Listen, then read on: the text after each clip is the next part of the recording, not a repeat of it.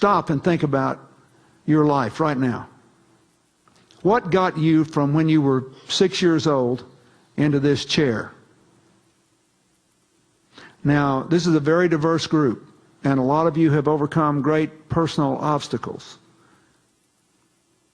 But almost without exception, every person in this room got to this chair today because at critical junctures in your life, when you had to make a decision about how you would live, you knew that there was a predictable connection between the effort you exerted and the consequence that followed.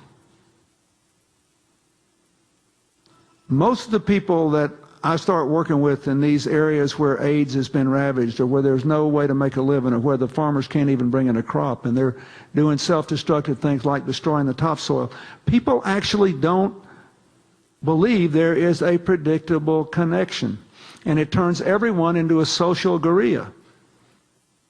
You're just out there grabbing around from day to day, and if you're really smart, and a lot of them are smarter than most of us, you learn to dance on the pin, and you survive longer.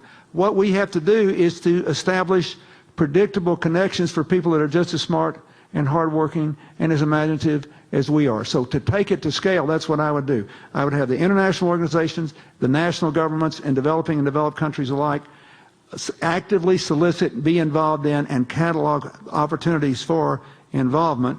And then I think, you know, the big websites and the big NGO umbrella groups, like, you know, Ashoka is, I hope I live long enough to see Drayton win the Nobel Prize. I've known him for all my life. I mean, I think I campaigned for 14 years for Muhammad Yunus, and a guy who was with him at the Nobel ceremony said that after it was over, one of the guys from the Nobel committee came up and said, well, maybe Bill Clinton will quit calling me now.